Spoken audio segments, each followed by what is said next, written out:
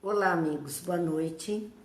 Estamos iniciando mais uma jornada, mais uma noite de conversação a respeito dos ensinamentos de Jesus na obra O Pão Nosso, obra do Espírito Emmanuel, através da psicografia de Chico Xavier.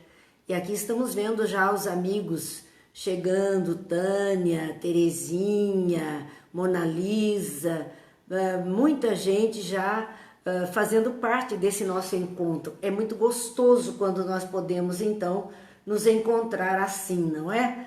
Porque nós estamos possibilitando esse contato mais íntimo com os companheiros aqui de jornada.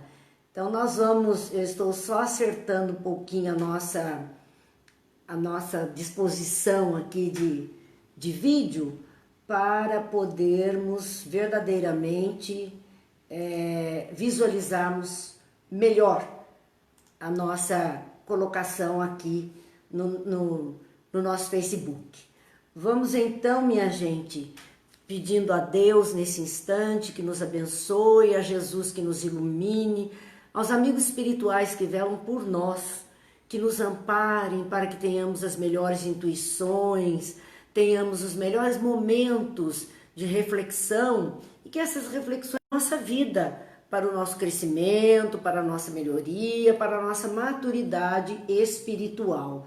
Vamos ver só se eu acerto um pouquinho esta visualização, para que eu não perca o pessoal que está aqui mandando, né, o recadinho. Márcia assiste, Beth, Ivete, Dilza. Boa noite a todos que estão conosco nesse instante. Dolores, que está conosco também, Jane, a Maria Cristina, coraçõezinhos mil chegando até nós. Então, meus amigos, a noite de hoje, nós vamos para a obra O Pão Nosso, na lição de número 47. E o título é muito interessante, porque Emmanuel coloca como título O Problema de Agradar. E ele usa para reflexão com esse título uma citação da carta de Paulo aos Gálatas, no seu capítulo 1, versículo 10. Então vamos, como nós gostamos muito de fazer assim, para nos situarmos, para entendermos aquilo que nos é trazido, qual era esse conteúdo que estava chegando até nós. A questão de Paulo aos Gálatas, vamos primeiro entender quem eram os Gálatas. Era o povo de uma região chamada Galácia. Essa região hoje corresponde a uma parte da Turquia. A capital da Galácia é hoje conhecida por nós como Ankara e era Anatólia. Então esta parte toda que hoje pertence à Turquia era chamada Galácia e era uma terra do povo celta. É interessante porque nós sabemos que o professor Hippolyte Léon Denisard Rivaio, que ficou conhecido de todos nós com o pseudônimo de Allan Kardec, este pseudônimo, na verdade, não foi algo que ele escolheu aleatoriamente. Os espíritos o informaram de que esse era o seu nome em uma das encarnações que ele viveu, e especialmente essa, Allan Kardec, ele viveu no povo celta. E o povo celta era um povo de espiritualidade, voltado à espiritualidade. Então nós vemos, não existe um acaso, é tudo muito encadeado para nós. E aqui Paulo então escreve a esses companheiros, primeiros cristãos da Galácia, os Gálatas. E provavelmente essa tenha sido a primeira carta de Paulo redigida aos cristãos. Era o início da tarefa dele. Boa noite, Beth, Alexandra, Júlio, Rose. Boa noite a todos, Ana Clara. E essa colocação de Paulo para os Gálatas foi mais ou menos, não há uma data precisa, mas ela deve ter sido escrita entre o ano 49 e 55 depois de Cristo. Então, os primeiros passos do cristianismo, ele escreve a esses companheiros que eram gentios, porque já que era um domínio romano, eram gentios e agora eram judeus fora da Judéia, então nós falamos hebreus, e eram aqueles que deixaram suas terras, estavam em terras estranhas e agora conhecendo uma nova doutrina. Mas é claro que já tinham abraçado costumes diferentes. Fernanda, boa noite. Marcelo, nós estamos vendo os amigos aqui conosco. É também interessante observar que Paulo deu aos Gálatas o verdadeiro evangelho, ou seja, os ensinos reais de Jesus. Ele passou, ele transmitiu os ensinos de Jesus a esta população, a este povo. Mas, em seguida, surgiram ali, ou insurgiram naquele meio, pessoas que falaram contra o ministério de Paulo, contra a tarefa de Paulo, contra o trabalho que ele estava realizando. E o pior, que pregaram um outro evangelho, e completamente distorcido dos ensinos de Jesus. Parece que essa ideia é de todo sempre, né? A pessoa leva uma mensagem boa, verdadeira, limpa, transparente, e naquele meio surge, de repente, um movimento, alguém com ideias diferentes, estranhas, e estas, às vezes até denegrindo a imagem daquele que ali foi de boa vontade levar esse conhecimento e criando um outro evangelho. Muitas vezes as pessoas pensam que, fazendo parte da codificação espírita, nós temos a obra Evangelho segundo o Espiritismo. Muitas vezes pessoas que desconhecem, que não têm o conhecimento das coisas, então não falam com propriedade sobre um assunto, não estudaram, não entendem, apenas por um título, tecem suas críticas, ajuizam e muitas vezes em causa própria. Essas pessoas entendem que o Espiritismo criou um outro evangelho que não de Jesus. Na época de Paulo isso estava acontecendo, mas com relação ao evangelho segundo o Espiritismo, nós podemos afirmar que não é verdadeira esta colocação. Porque não há um outro evangelho para o Espiritismo. A parte moral da doutrina espírita é inteira baseada no Evangelho de Jesus, nos ensinos de Jesus contidos na Bíblia, no Novo Testamento, e até algumas citações do Antigo Testamento estão fazendo parte. Mas é o Evangelho de Jesus, mediante de conformidade relatos bíblicos. O que acontece para chamar Evangelho segundo o Espiritismo? É o ensino de Jesus interpretado com a visão que a doutrina espírita nos traz da imortalidade, da comunicabilidade, de Deus como essa inteligência suprema e causa primeira de todas as coisas. Então, é a forma de lermos o Evangelho com este conteúdo que a doutrina nos ajuda. Por isso é segundo o Espiritismo. Da mesma forma que nós temos Evangelho segundo Mateus, Evangelho segundo João, Evangelho segundo Marcos, segundo Lucas, e até os evangelhos apócrifos, que segundo Tiago, não importa.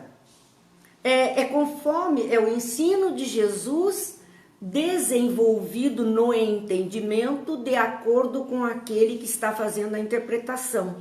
Então, segundo o Espiritismo, é porque estamos interpretando aqueles ensinos de acordo com aquilo que a espiritualidade nos traz, da imortalidade. E essa maneira de olhar. Mas no caso aqui de Paulo, não. As pessoas, aqueles que estavam denegrindo o seu trabalho, inventaram um outro evangelho. Vamos lembrar então o que é evangelho. Evangelho, a palavra significa a boa nova, a novidade, o conhecimento. Então, eles inventaram outras novidades e queriam ali trazer outras novidades e muitas pessoas estavam abraçando aquilo. Regiane, Rogério, Rosana, Cidinha, Lena, boa noite. Mas nós, quando vemos esta citação, e precisamos ter atualmente mesmo, na nossa época agora, nós estamos falando aqui do primeiro século do cristianismo, né? Se está entre o ano 49 e 55 depois de Cristo, estamos dentro do meados do primeiro século. Mas o que nós temos que ter cuidado é que até hoje essa história se repete. E se bobearmos, surgem outros evangelhos, outras formas de ensino, outros conhecimentos, e às vezes usando mesmo o nome de Jesus, mas algo estapafúrdio, algo que não merece crédito, algo que não é nem racional. Então o nosso cuidado é este que Paulo estava vivendo neste instante, quando ele então observa que aquele povo, os Gálatas, estavam recebendo uma novidade naquele meio, de um outro ensino totalmente distorcido daquilo que ele trazia e que era a verdade limpa, clara, trazida por Jesus para nós. Então, todo cuidado é pouco, porque as pessoas distorcem, porque as pessoas modificam as coisas. Esse falso evangelho que estava sendo pregado ensinava, olha porque Paulo encarou como algo falso, que não era concorde o ensinamento de Jesus. Ele ensinava que os gentios que se tornavam cristãos deveriam seguir as tradições judaicas. Então, olha que tendencioso. Ele pregava que aqueles gentios, ou seja, não judeus, que abraçassem o cristianismo nascente, deveriam abraçar também todo o conhecimento da tradição judaica e seguir a tradição judaica. Mas não foi isso, porque o próprio Cristo quebrou um punhado de tradições na época. Ele não lavou as mãos como era de praxe. Ele sempre fazia algo que as pessoas diziam, mas não está na lei poder curar dia de sábado, e ele curava. Então, como seguir tradições judaicas abraçando este ensino de Jesus? Michele, Isabel, boa noite. Que bom que nós estamos aqui participando juntos. Essa colocação de seguir a tradição judaica ainda tinha assim agravante, porque seguir a tradição judaica e praticar as obras da lei. No judaísmo existe toda a Torá, que é a tradição, mas existe também o Talmud, que é passado de ensino para ensino, ensino de uma pessoa para outra de forma oral, que é um código de conduta moral. Então, quando diz praticar todas as obras da lei, é seguir todos esses códigos. Quando Jesus só deixou vou dar 2 mandamentos: ame a Deus sobre todas as coisas e ao próximo como a si mesmo. Ele simplificou ao máximo a nossa interpretação de lei, porém, essa simplicidade dele abriu um horizonte, uma profundidade gigantesca. Como Jesus a dizer, olha, não basta querer seguir só esses comportamentos ou comportamentos exteriores, na rua, no templo, no convívio social, porque era todo cheio de normas, era tudo muito normatizado. E ele disse, não, eu estou te dando um novo mandamento. E, no entanto, essas pessoas queriam retornar àquelas práticas. E isso, ele dizia que abraçar as ideias do judaísmo e cumprir todas aquelas práticas nas obras da lei é que iriam influenciar diretamente no processo de salvação da criatura.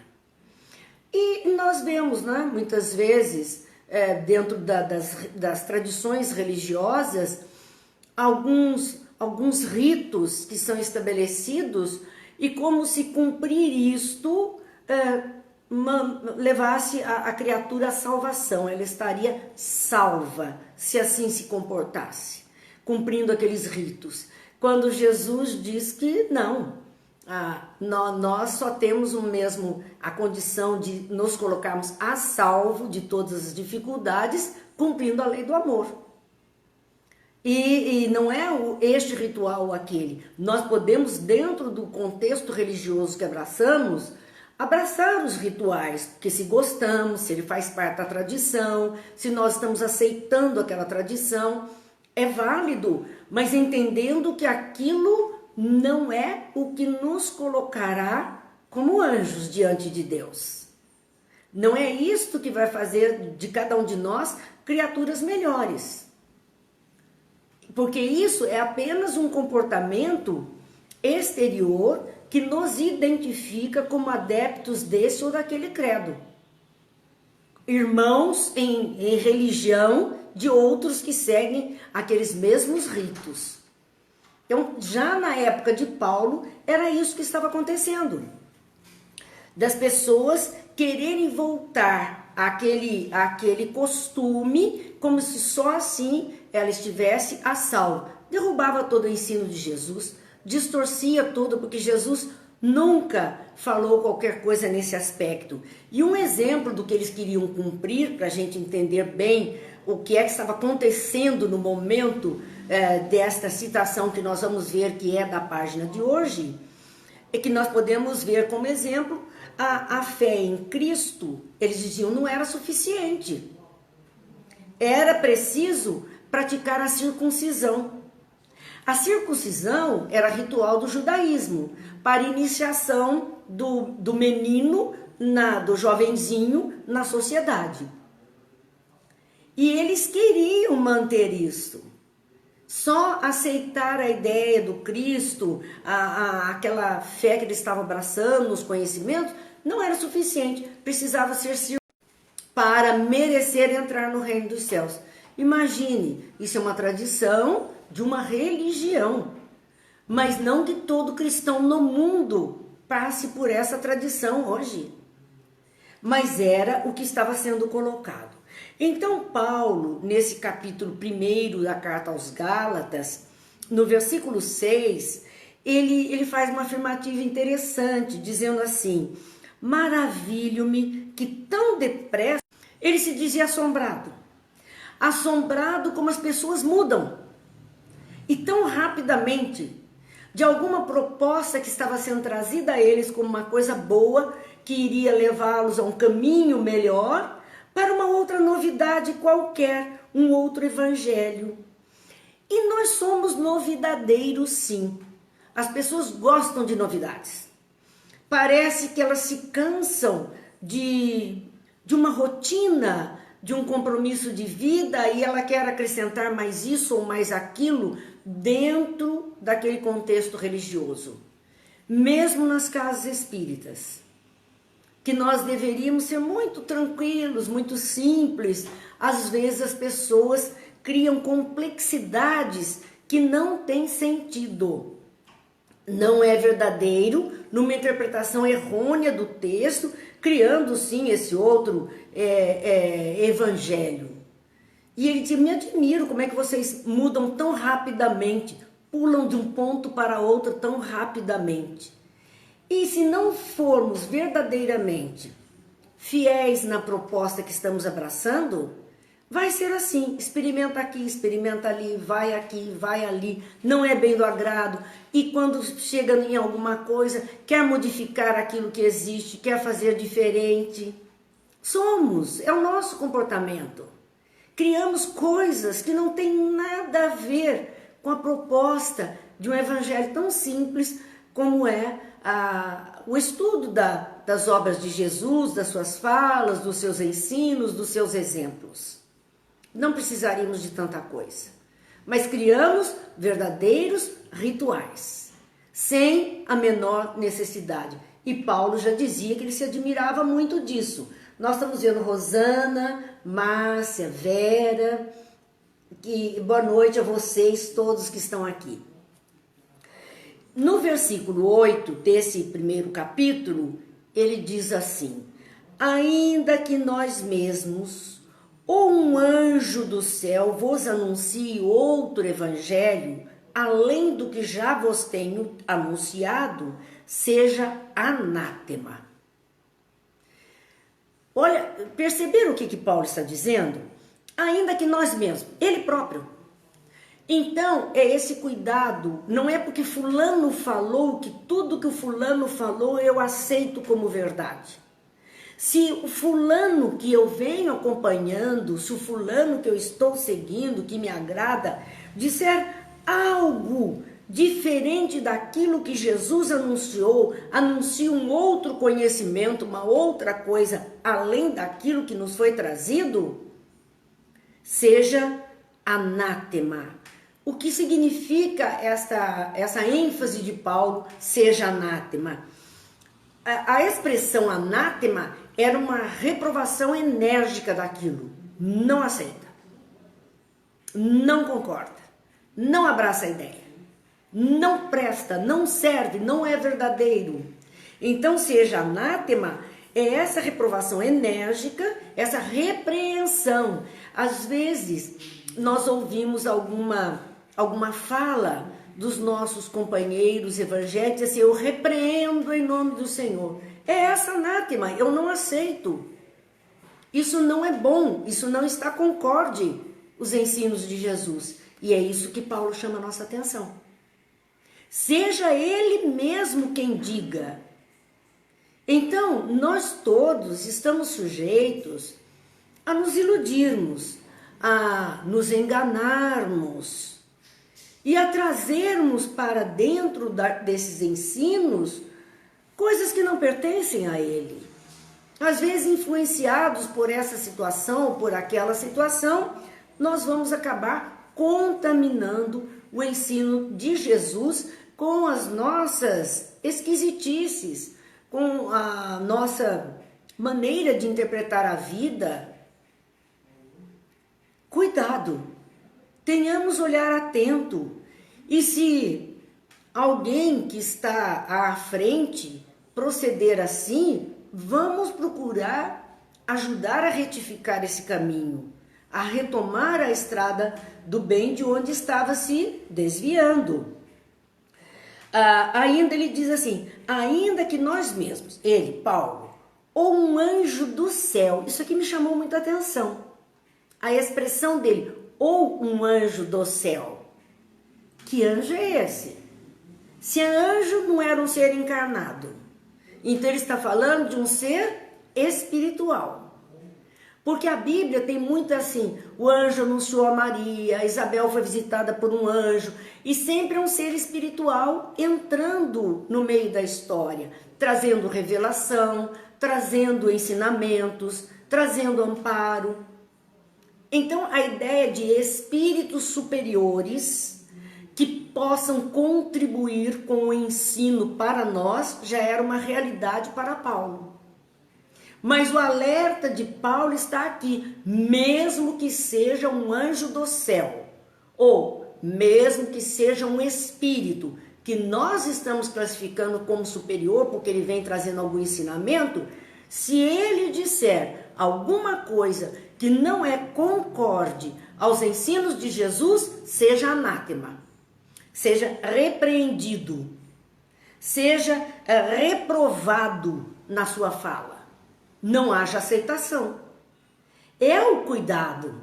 Nós estamos o tempo inteiro recebendo esses alertas, porque quem são os espíritos desencarnados? São os homens de ontem, que estão na qualidade mundo espiritual hoje.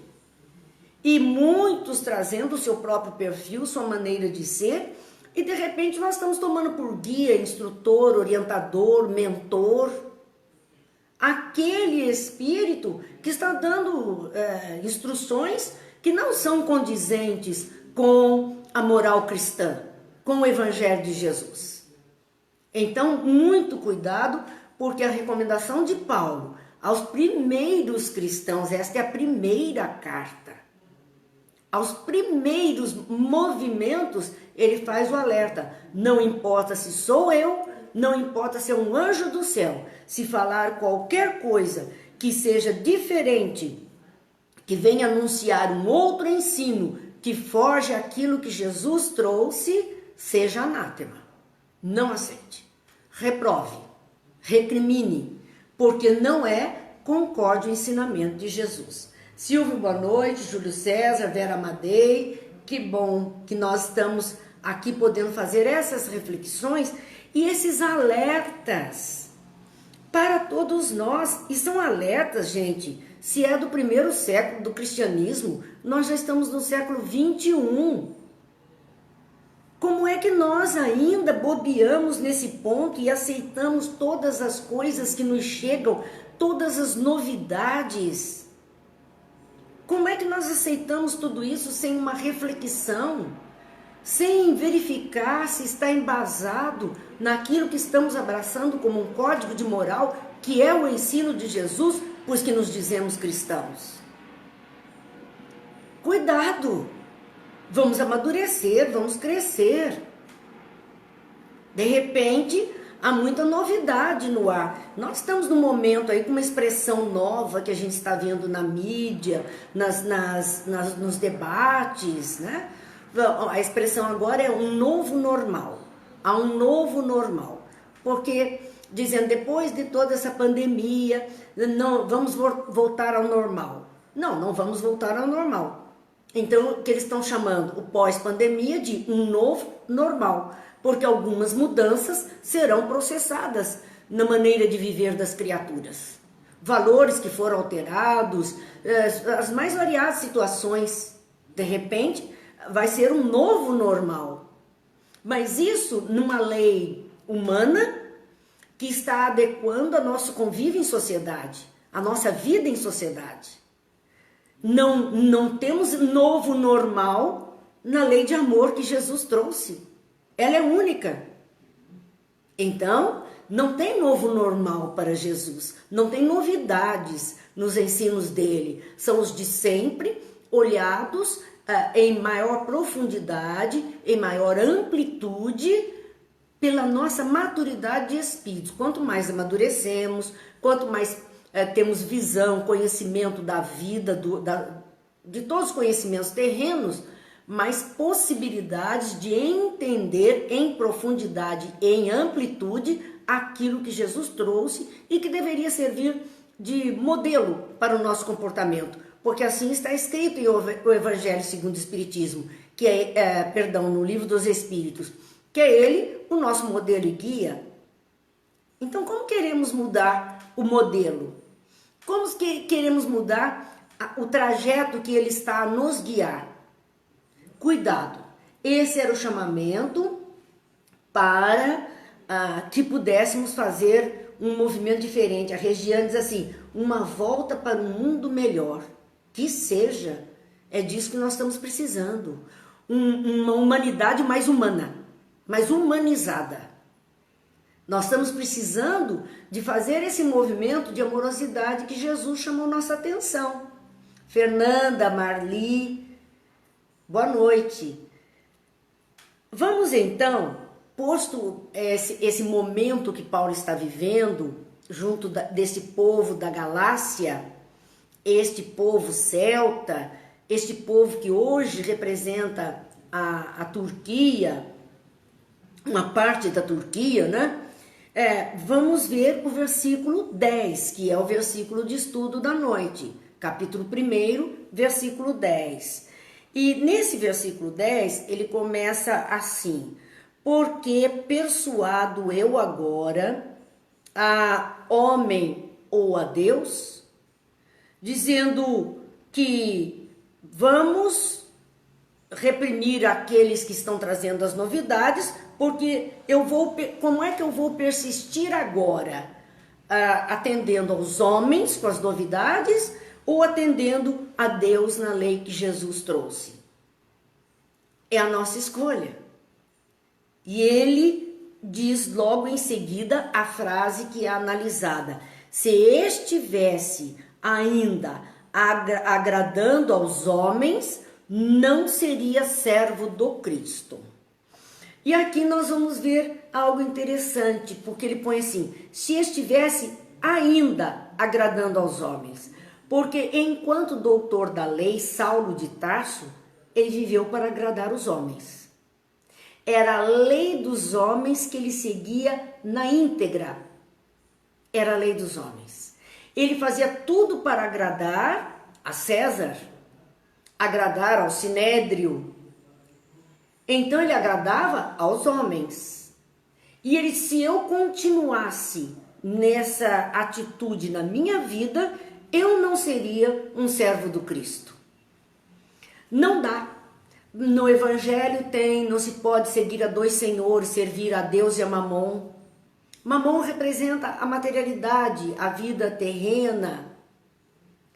Não podemos ser escravos, servir exclusivamente a um em detrimento de outro. E ele disse, se eu continuasse, eu não poderia servir ao Cristo, eu não estaria servindo ao Cristo. A Rosa nos diz, vamos ver tudo de maneira mais simples e solidária com caridade. Assim seja, Rosa, assim seja. Flávia, que bom, linda noite. Graças a Deus, Flávia, muito obrigada. Então nós vemos esse chamado de Paulo para esse nosso comportamento. Se estamos na firme intenção de seguir os ensinamentos de Jesus, de ter como regra da nossa vida, do nosso caminho, os seus ensinos, seu código de moral, de ética, não dá para abraçar e querer seguir essa ideia dos homens. No caso, ele falava exatamente da proposta que eles tinham de trazer para dentro do cristianismo nascente todos os compromissos e rituais e atitudes do judaísmo que já existia. Uma coisa é uma coisa, outra coisa é outra coisa. Então nós temos que aprender essa clareza de Paulo para podermos proceder melhor. E aí Emmanuel ele traz para os dias atuais. O interessante dessa obra é isso. Ele pega o versículo de época e traz para a nossa vida atual, para as situações que estamos vivendo agora. Então Emmanuel diz, os sinceros discípulos do Evangelho devem estar muito preocupados com os deveres próprios e com a aprovação isolada e tranquila da consciência nos trabalhos que foram chamados a executar, cada dia aprendendo a prescindir das opiniões desarrazoadas do mundo. Olha, ele já inicia dizendo, os sinceros discípulos do Evangelho. Porque aqueles também que estavam novidadeiros, que estavam criando coisas, se diziam discípulos do Evangelho.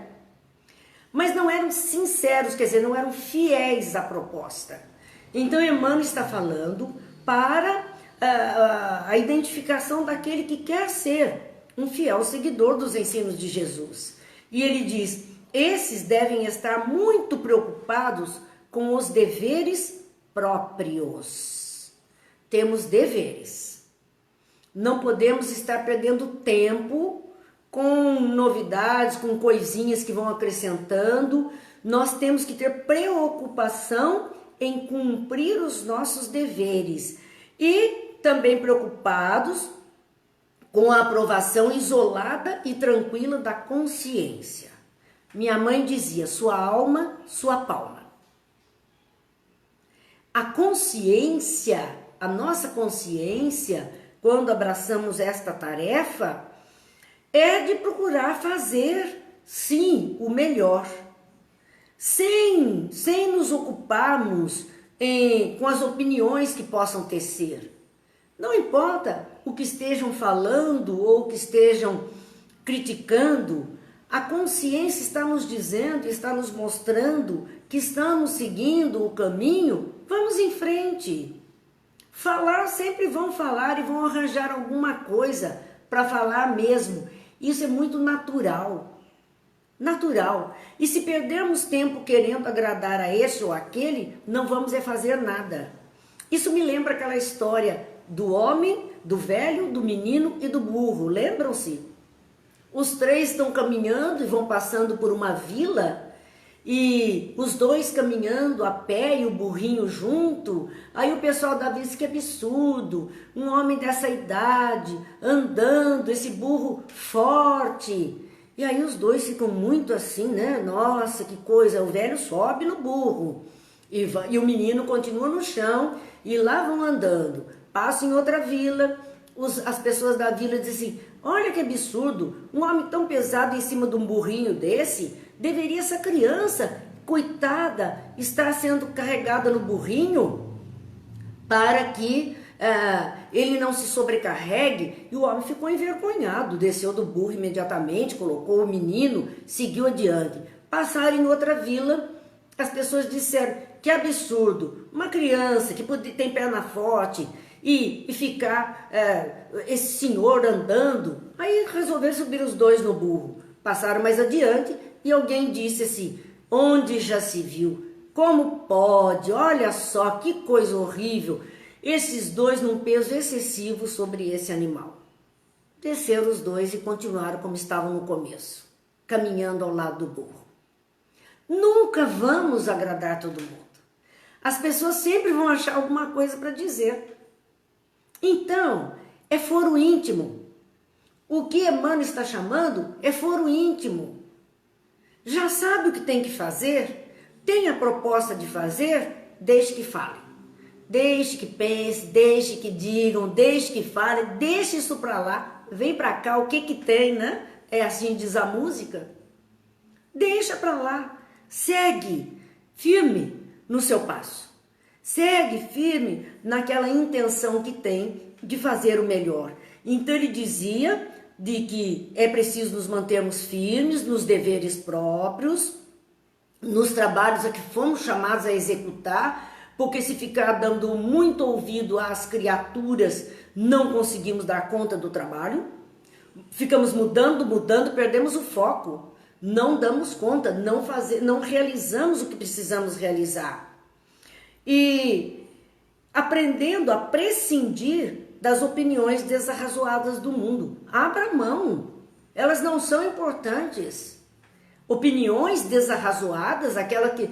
Veja, desarrazoado significa que não tem razão, não tem lógica.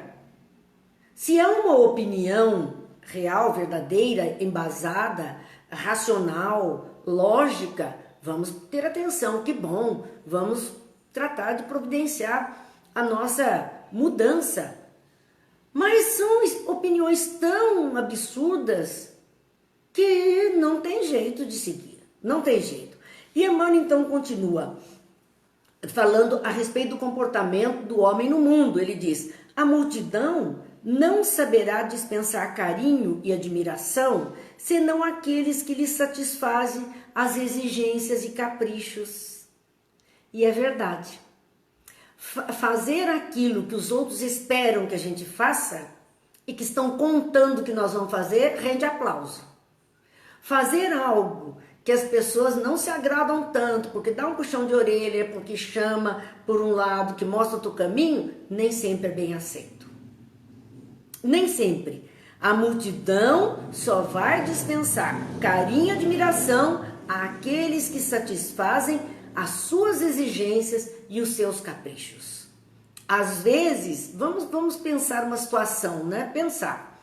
Aquela mãe que, para criança pequena, a criança quer fazer alguma coisa e não pode, não vai, e a criança, não gosto mais de você, eu quero outra mãe, eu não quero mais morar nessa casa. É aquele drama bravo, porque não foi atendido nos seus desejos.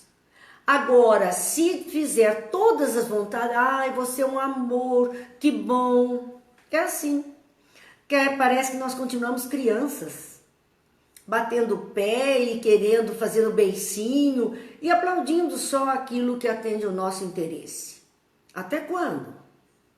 A educação do espírito exige muitas vezes linha forte, exige retidão. Por isso, nós temos que prestar atenção. Boa noite, Emília, boa noite, Eliane, Jaques, que estão também conosco nesta noite. Nos conflitos que lhe assinalam a marcha, o aprendiz fiel de Jesus será um trabalhador diferente. Veja, conflitos teremos. Nós temos desde conflitos íntimos, com relação aos ensinos de Jesus e ao nosso próprio modo de pensar, de sentir e agir, e isso nos leva a desassossego, ao conflito da alma. Isso é ótimo, porque conflito significa que saímos da zona de conforto, estamos agora visualizando de outra forma e, quem sabe, pegamos uma reta diferente. Mas conflitos com o ambiente, com o grupo em que estamos, com o templo que estamos participando, conflitos. Nem sempre as pessoas aceitam o modo de ser da outra pessoa, não entendem porque tem uma situação, uma visão diferente. Não entende. Já vi a Cidinha dizendo, se quiser estragar seu filho, faça toda a vontade dele. É verdade. É verdade. Então, minha gente, nós vemos aqui Emmanuel dizendo isto, que o aprendiz fiel de Jesus será um trabalhador diferente diante dos conflitos que vão marcar a sua caminhada. Diferente que em seus impulsos instintivos ela não poderá compreender, a multidão não compreenderá. Jesus não foi compreendido, porque ele não procedeu exatamente como desejavam que ele procedesse, nem pelos seus apóstolos. Que nós vimos que eles queriam que ele fizesse uma grande apoteose para mostrar a sua força e o seu poder, e ele não fez. Por conta disso, sabemos o que Judas fez. E outros que viraram as costas a Jesus, porque ele não procedeu exatamente do jeito que eles queriam que ele procedesse. Eu me lembro, falando deste ponto da nossa lição de hoje, de uma cena muito linda que me impressionou sobremaneira no filme Irmão Sol e Irmã Lua. Quem ainda não assistiu esse filme, já é bastante antigo, assista. É a vida de Francisco de Assis e Clara. Muito bonito o filme, mas tem uma cena que eu achei divina. É a cena em que Francisco vai a Roma para pedir autorização para aquela ordem de congregados poder funcionar, que seria a ordem franciscana que existe hoje.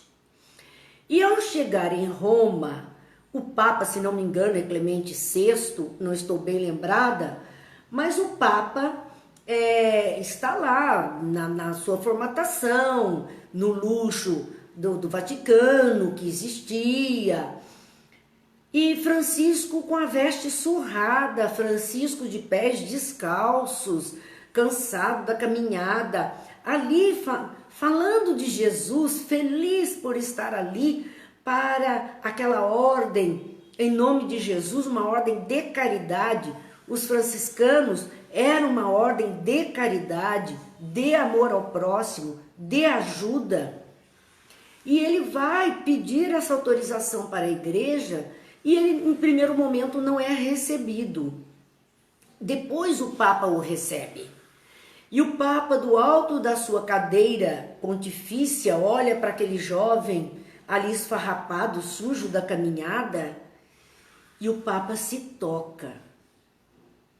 E sai do seu trono e vai até Francisco, se abaixa e beija os pés de Francisco, os pés empoeirados e machucados da caminhada, dizendo que um dia ele fora como Francisco, um idealista da mensagem do Cristo, mas ele se deixou corromper pelas coisas materiais, pelo poder, pelo orgulho, pela riqueza, ele se deixou corromper.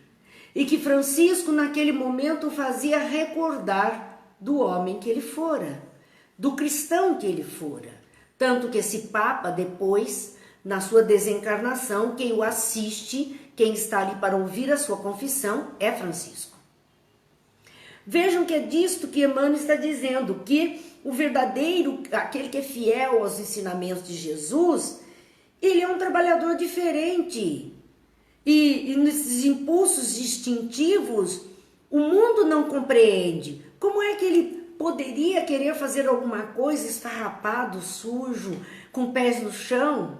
O que ele pretendia oferecer? As pessoas não conseguiam pensar como aquele jovem Francisco Bernardone, que era filho de um comerciante próspero e rico, como é que ele abandonou toda uma riqueza para se tornar aquele esfarrapado do caminho?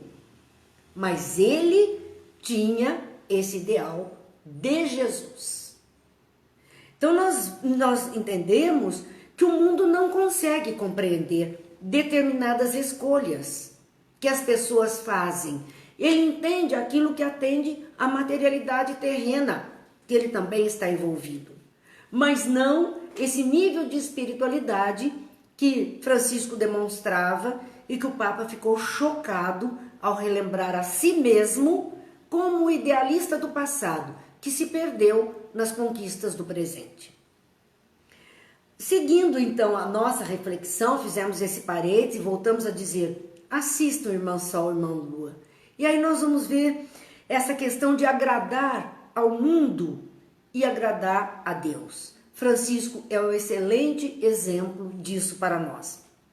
Muita inexperiência e invigilância revelará o mensageiro da Boa Nova que manifeste inquietude com relação aos pareceres do mundo a seu respeito. É maravilhoso ver Emmanuel citando isso. Muita inexperiência e invigilância.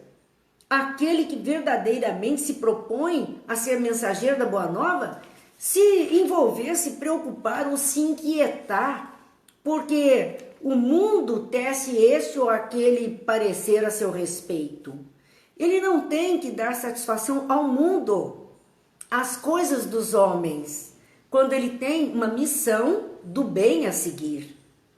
Ele vai ser taxado de tudo o que quiserem, não importa, e é criancice da sua parte, inexperiência e invigilância, dizendo que se bobearmos, nós nos deixamos contaminar pela opinião alheia a nosso respeito.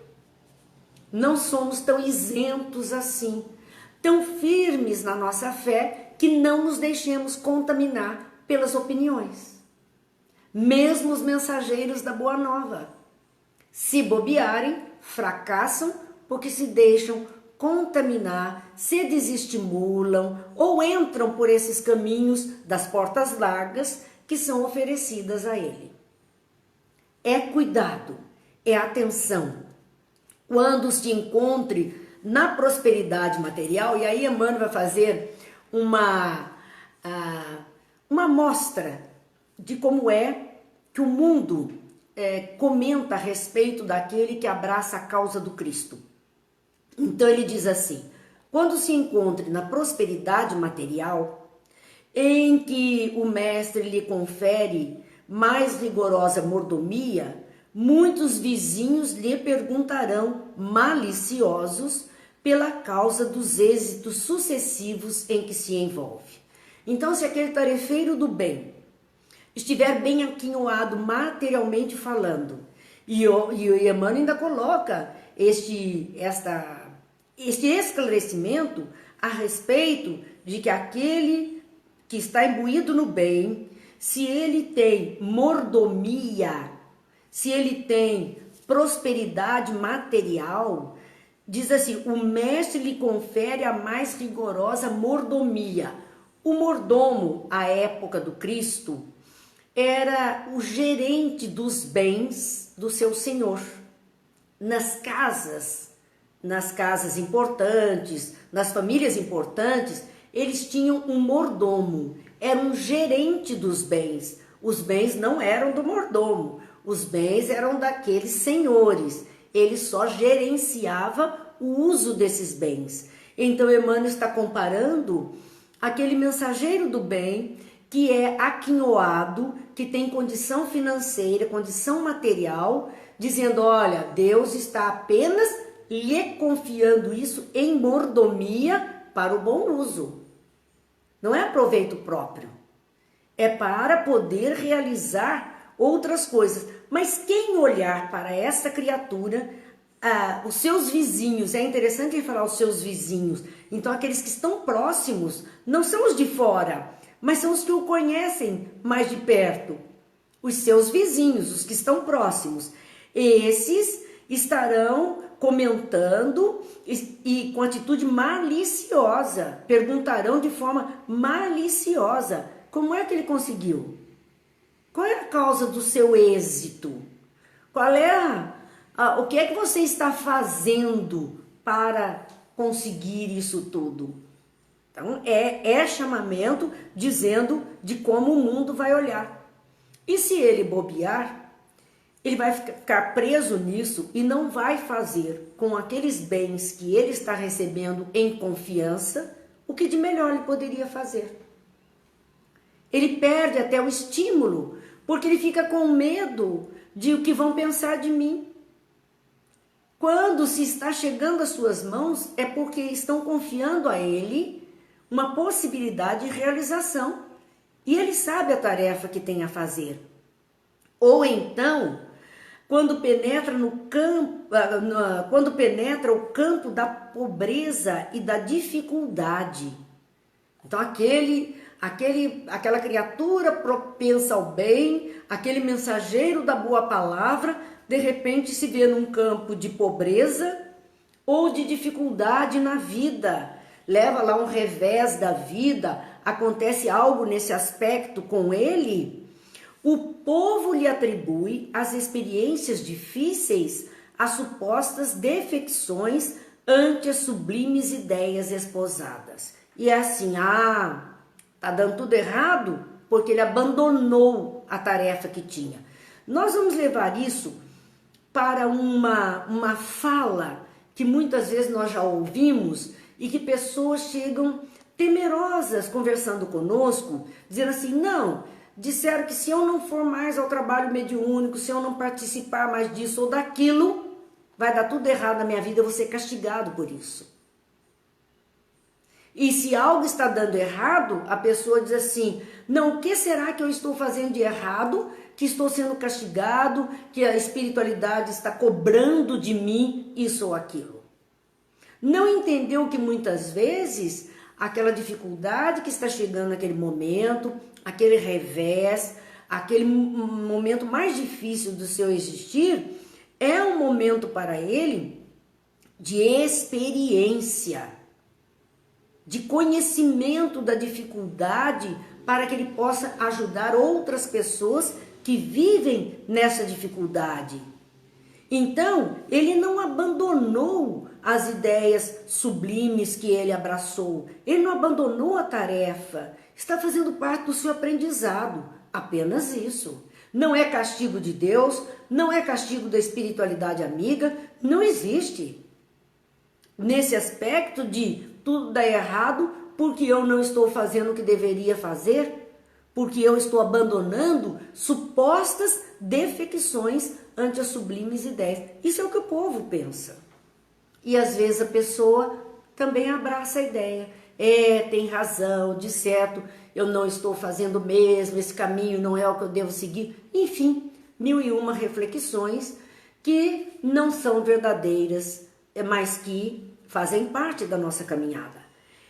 É indispensável, diz Emmanuel, trabalhar para os homens, como quem sabe que a obra integral pertence a Jesus Cristo. É indispensável. Deixe o pessoal falar do jeito que quiser, continua fazendo a sua tarefa, continua seguindo o caminho que abraçou, continua fazendo o bem que possa. Não importa se vão falar mal, se vão falar bem, importa o que a sua consciência está dizendo do trabalho que está sendo realizado. A nossa satisfação é para com Jesus. Eu disse que uma vez nos perguntaram numa noite de estudos, quando estudávamos apenas em uma casa espírita, né?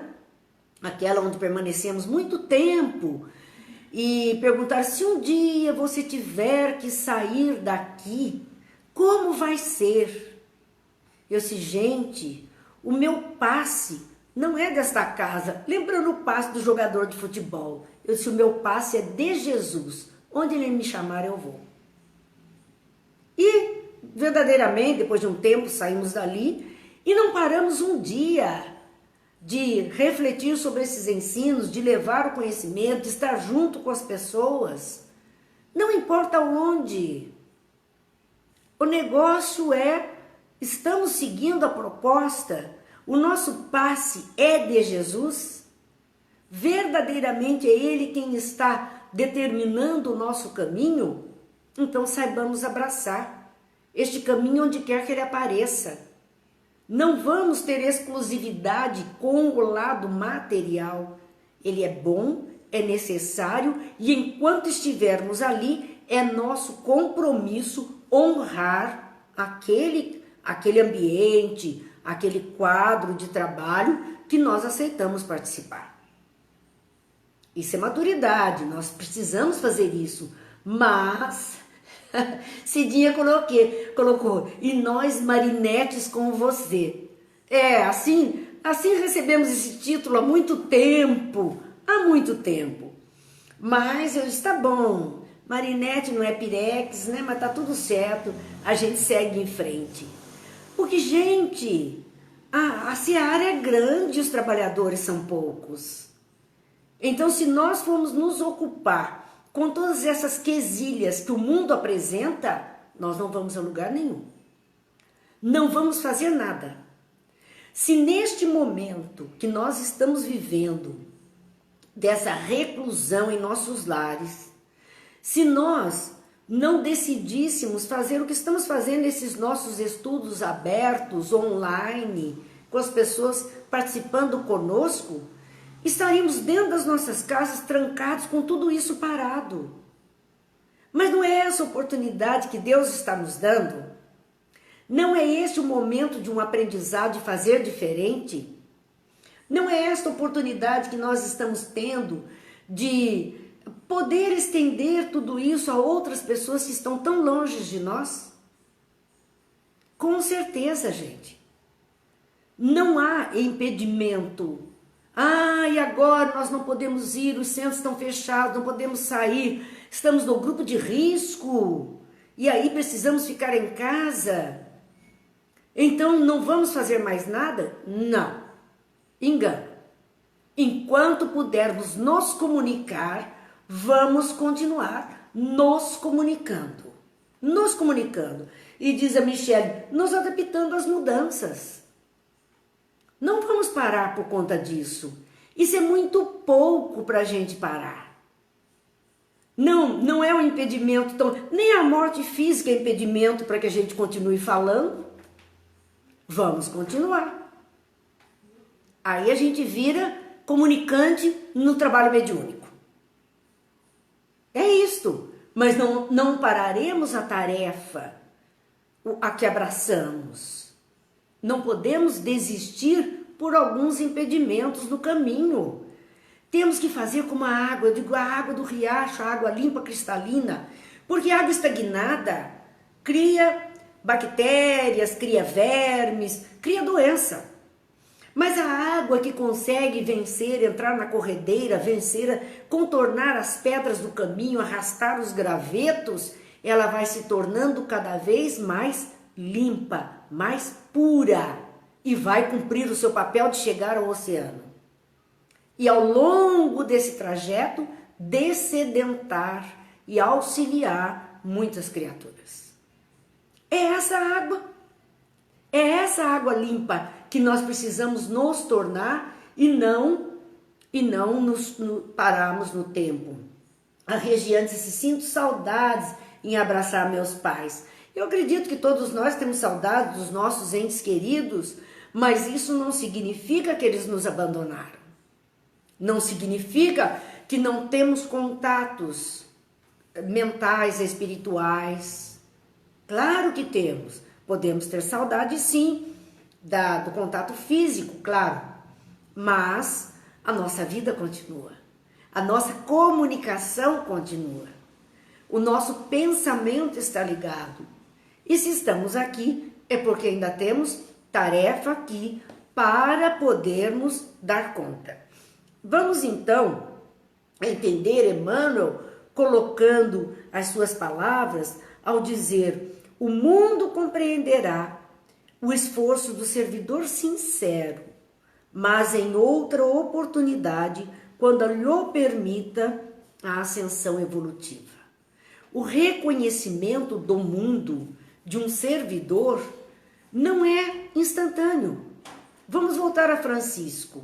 À sua época, tido como louco, um jovem irresponsável, não seguiu a proposta que o pai desejava. Enfim, Francisco não era bem aceito por todas as pessoas. O mundo hoje venera Francisco. Francisco de Assis, no grande trabalho pela paz, pela divulgação do cristianismo que ele fez.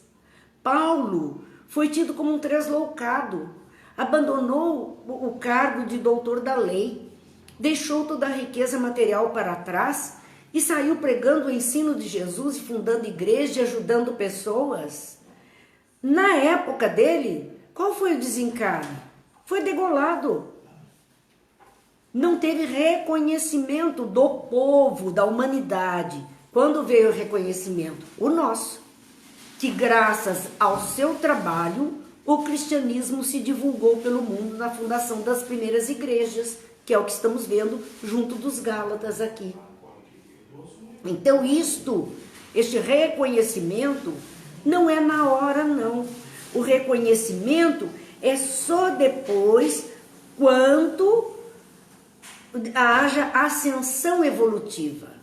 Na medida em que amadurecemos, na medida em que evoluímos, vamos olhando para trás e reconhecendo aqueles que verdadeiramente contribuíram com o nosso existir, até em família, até com relação aos nossos pais ou aqueles que assumiram o papel de nossos pais em nossas vidas e que no momento do nosso existir não fomos gratos, não reconhecemos seu sacrifício, nem a sua luta em nos colocar num caminho bom. Só lá adiante, quando a maturidade chega, quando o tempo age, é que vamos olhar para trás assim, pois é, minha mãe tinha razão, meu avô tinha razão, minha madrinha que chamou minha atenção tinha razão, meu pai tinha razão, eu não entendia por que ele fez assim, hoje eu entendo, graças a isso eu estou do jeito que estou. É este reconhecimento que chega só com a maturidade. Então, com relação aos trabalhadores do bem, é a mesma coisa. Chico Xavier era tido como uma pessoa tantã por muitas pessoas. Falava com espíritos, tirava a roupa do próprio corpo para dar para quem não tinha, deixava de comer para sustentar outro. As pessoas não entendiam, a grande maioria não entendia esse comportamento. Ele era um ser diferente. Quanta coisa esse ser diferente nos deixou para esta obra que estamos estudando. Foi através da sua mediunidade que ela pôde chegar às nossas mãos. Nós temos que ser gratos, muito gratos, por conta disso, mas não foi reconhecido a princípio. A própria obra Nosso Lar, ela ficou engavetada há muito tempo, porque a própria Federação Espírita não achou aquilo muito correto, todos aqueles relatos. Só depois de um longo tempo é que verdadeiramente ela veio à luz do mundo e nos ajudou tanto a entender o mundo espiritual. Tem nos ajudado na vida. Então, o reconhecimento não é imediato. Então, se alguém pretende fazer algo bom e fica apenas preocupado em atender aquilo que o mundo solicita, que as pessoas que estão com ele entendem que é o melhor e que ele quer agradar, ele vai deixar de cumprir a tarefa que ele abraçou. É seguir firme, é não perder de vista o seu ideal. Emmanuel continua dizendo, em muitas ocasiões, os pareceres populares equivalem à gritaria das assembleias infantis. Isso é interessantíssimo.